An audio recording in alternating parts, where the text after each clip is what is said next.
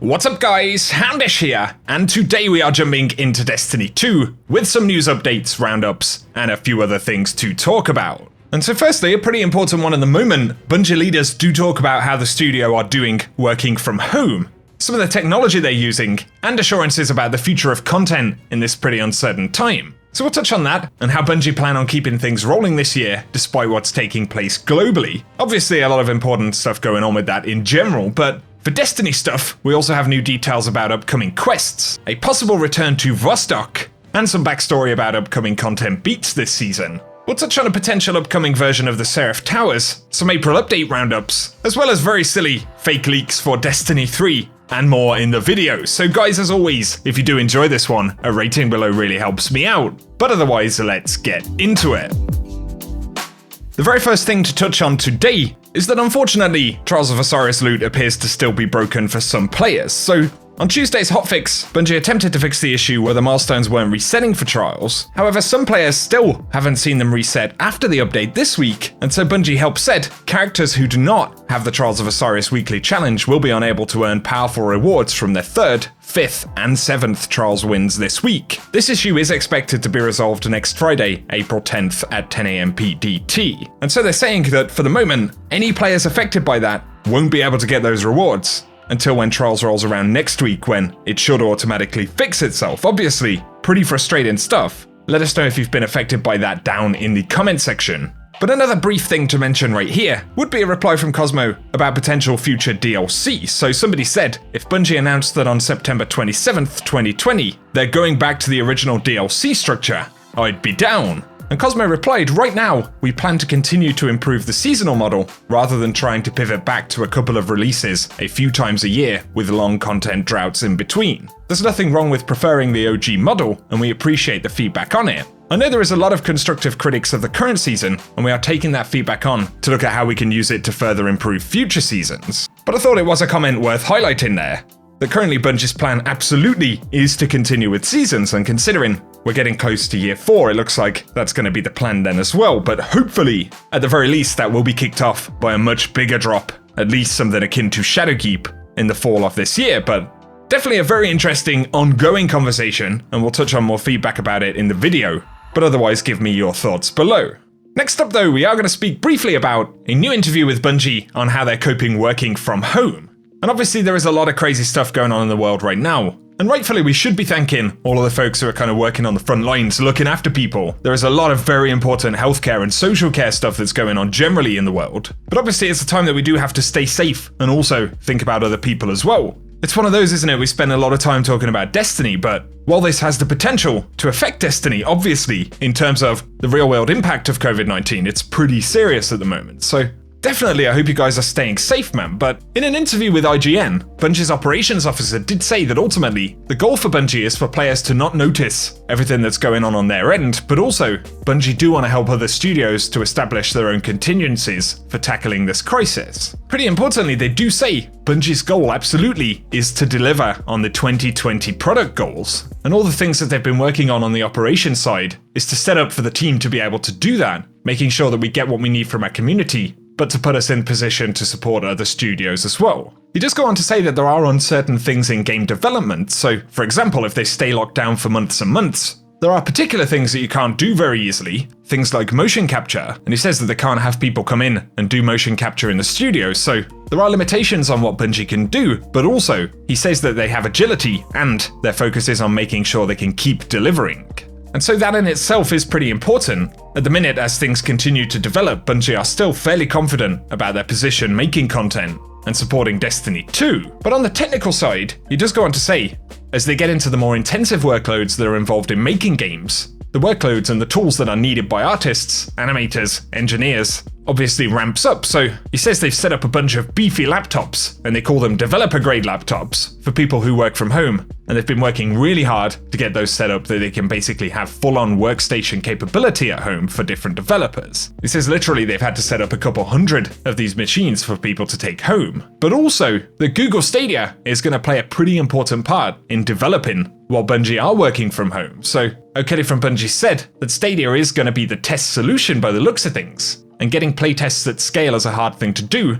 A lot of bandwidth is involved, and so they've been collaborating with Google Stadia and it looks like it's going to be a really amazing solution for playtesting the game. But also it isn't something they initially thought of, but will be a solid way to keep getting regular playtests and do it pretty easily.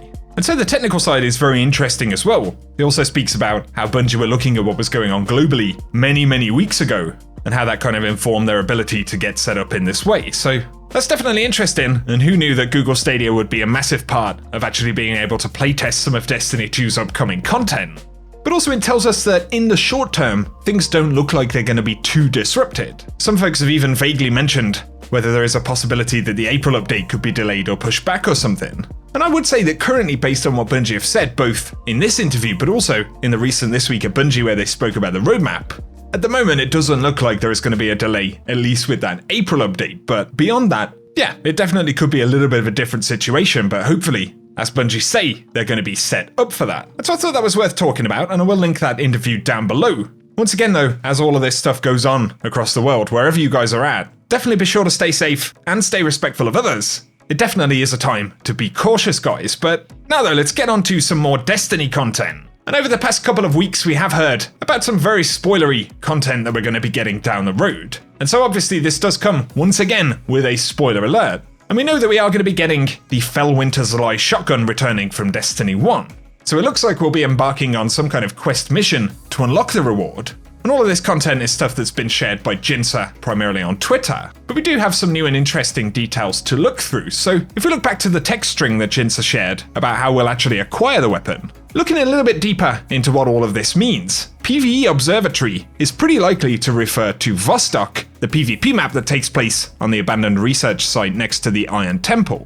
In the universe of Destiny, it is actually referred to as Vostok Observatory. But even in terms of Bungie internal names for the space, if we look at file names for the Vostok PvP map, we can see Crucible Observatory, and then obviously that text string refers to PvE Observatory. So logically it does look like we'll be going back to Vostok, and we've seen a bunch of Crucible maps feature in exotic quests many times. But also we see Felwinter's Lie scanning, Coffin, Resurrect, and Felwinter SIVA. And so it does look like, essentially, we're going to go and find Felwinter's Lie or the coffin or tomb of Felwinter on Vostok. And this makes a lot of sense because Felwinter originally kind of stumbled upon the observatory before eventually joining the Iron Lords and making it their home. But also, looking to the Vostok Observatory lore, the subtext says the brochure has suffered extensive water damage, but there is a map of the region with a red circle and a note, your replication complex. And so the part about resurrecting Felwinter and potentially finding SIVA makes total sense. We know that SIVA replication complexes are buried in the Plaguelands, but it also looks possible that there could be some SIVA kind of buried at Vostok itself somewhere. That would be pretty unsettling considering a bunch of us Guardians occupied the temple as a social space. But also at the very least, we know that the Fallen attacked the Iron Temple at the start of Rise of Iron's story, and that's where we first saw Sepix perfected. But those Fallen were looking for info about SIVA, or for SIVA itself at Vostok, so this is definitely starting to get really interesting. And Felwinter is a huge figure in the Iron Lord story, but also has increasingly curious links with Rasputin, which it would appear we'll learn more about here as well. The text lines indicate that we will fight Felwinter, and so it's also pretty logical that this won't be the Iron Lord of old, but is more likely to be a new SIVA monster, just like the ones that we fought in the Plaguelands in D1. So really looking forward to seeing that play out in the game, and then we actually get to use Felwinter's Lie once again in D2. And there is a lot of nostalgia here for the Rise of Iron content, and for SIVA. But we won't know for a little while whether the SIVA influence is going to be an isolated story, or whether Bungie are kind of leaning us into the next season. And of course that is possible, because according to JP Deathblade, the Felwinter's Lie ornament is scheduled to drop in Eververse on May 19th, and that is right at the back end of the season, so that's probably when we're going to get the quest, and it could mean that it links to the upcoming season. Paul Tassi at Forbes also highlighted an image right here shared by AnonPig, and this quite possibly shows Felwinter's helm. Or indeed it could be something else, but it does look like Felwinter's helm. And this is the image for an unreleased lore book, so it looks like that's another thing which will probably drop alongside the content. And so let us know what you think about that, guys, but something else worth briefly mentioning about the April update coming on the 21st is that Bungie have stated the hidden triumph for Seraph Towers will be achievable after that update. And it also looks like we're possibly going to get a harder version of the event, or at least a version with different mechanics, because looking at some of the trailer footage, we do see a clip with a huge knight attacking one of the plates. And that isn't something that we currently see as part of the event, so it does indicate that there are probably some variations or other mechanics to come. And that does mean we could possibly be doing a slightly harder version of Seraph Towers once that triumph is achievable. And that will be around the same time that we get Guardian Games. And in case you missed my last video, the very quick recap is essentially that different Guardian classes will have to score points, and it appears we'll do that essentially by earning XP, turning in bounties, and the Verdant Forest is going to be part of the event as well. It looks like a winning class will be tracked throughout the event, and obviously chosen at the end of the event. And there are 3 kind of trophy-style ghost shells that will be earned through gameplay, so 1 for each class, as well as the new heir apparent exotic machine gun. So it's going to be kind of like the Arbalisk quest that we had last year with the Revelry. But players are also pointing out that they're randomly seeing early ornaments show up for Guardian Games, and the ones at the moment just show the base Warlock set from Ikora back at the launch of D2, and that's the class set, so it may not actually be the gear that we get once it releases. Although with it being class-specific gear, you never know, but it is entirely possible that that will change before the event starts. Now though, let's talk other news, and to firstly round up some of the other notable April update changes. Once again, the Season of the Worthy Seal will become available after that update. On top of this, Bungie plan to enable rejoin in Trials as part of update 2.8.1, and they're also going to be retroactively adding seasonal mod slots to all of the new world drop armor that they bought out this season. And once again, that update will kick off Guardian Games with the 2.8.1 changes alongside it on April 21st. On the subject of a lot of feedback once again from players about seasonal content, trials and more, DMG did say it can be a rough time when we don't have specific plans or next steps to share with you on the feedback you care the most about. You feel it, I feel it, we all feel it, but never forget we're in this for the long run and want what's best for Destiny 2, seasons, trials, security, etc. Once we have more info on the various things we talked about in the TWAB, we'll be sure to let you know. And he finishes by saying we aren't in dire times when it comes to Destiny 2, but there's work to be done. There always is. And that's in response to some of the things that Bungie highlighted as issues in TWAB, but didn't necessarily have specific dates or updates for yet.